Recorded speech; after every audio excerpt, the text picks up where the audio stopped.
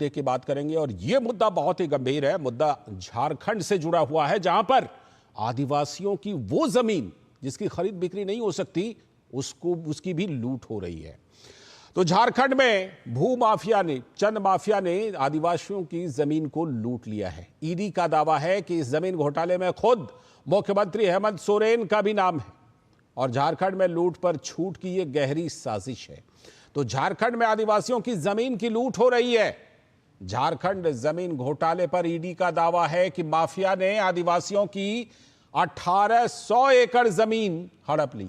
ED ने पाया कि रिकॉर्ड में हेराफेरी करके संपत्ति की प्रकृति बदल दी गई और माफियाओं ने 1800 एकड़ आदिवासी भूमि हड़प ली।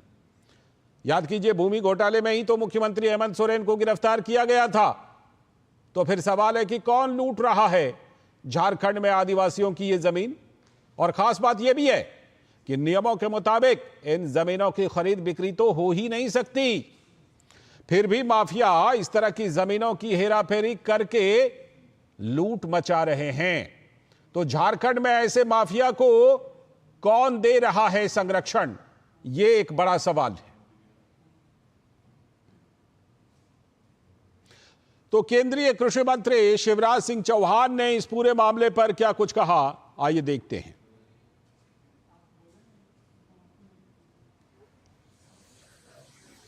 चील और कौवे की तरह नोच नोच के खा रहे हैं सत्ताधारी दल के लोग। भ्रष्टाचार की अति है, अन्याय की पराकाष्ठा है। नोटों के पहाड़ यहां बरामद हो रहे हैं सत्ताधारी दल के लोगों के पास से। बेटियों का क्या हाल है, कानून और व्यवस्था की स्थिति ऐसी है कि कोई सुरक्षित नहीं है। रेत बालू से लेके खनिज खा रहे हैं। सीधे जुड़ रहे हैं अपने संवाददाता दिवाकर कुमार से, जो हमारे साथ जुड़ चुके हैं। दिवाकर, ये क्या पूरा मामला है? क्योंकि भारतीय जनता पार्टी तो सीधे सत्ताधारी पार्टी पर इसका आरोप लगा रही है। जैसा हम जानते हैं कि नियम के मुताबिक ऐसी जमीनों की खरीद बिक्री हो नहीं सकती, कैसे हो रही है?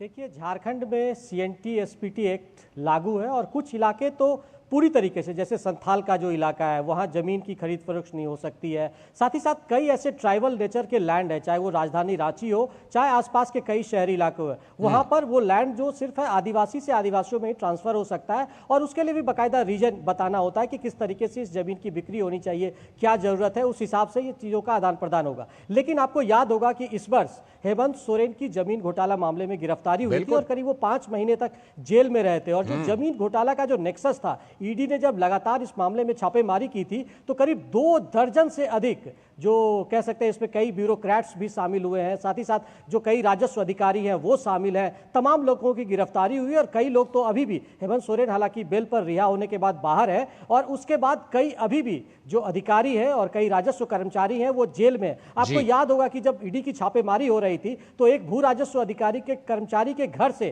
करीब ईडी ने ऐसे दस्तावेज बरामद किए थे जो कहीं लॉकर में होने चाहिए थे, या जो हम कहते हैं कि जो आर्काइवल लैब है वहां पर, क्योंकि 1932 का खतियान झारखंड में हमेशा से एक मुद्दा रहा है और वैसे जमीन के जो कागजात थे उनके नेचर में बदलाव किया गया और कई जमीन ऐसे थे जिनके कागजात ही पूरी तरह से गायब कर दिए गए। और ईडी ने जब छापेमारी की थी तो भू राजस्व कर्मचारी के घर से करीब कई ट्रकों में जो दस्तावेज है वो बरामद किया गया था। और उसके बाद ईडी लगातार इस मामले में कई और भी शिकायतें ईडी को मिली थी। आदिवासी कई लोगों थे जो उन्होंने लगातार ईडी को दस्तावेज अपने अपने सौंपे हैं अपने सपोर्ट में, साथ ही साथ कई एप्लीकेशंस दिए गए थे।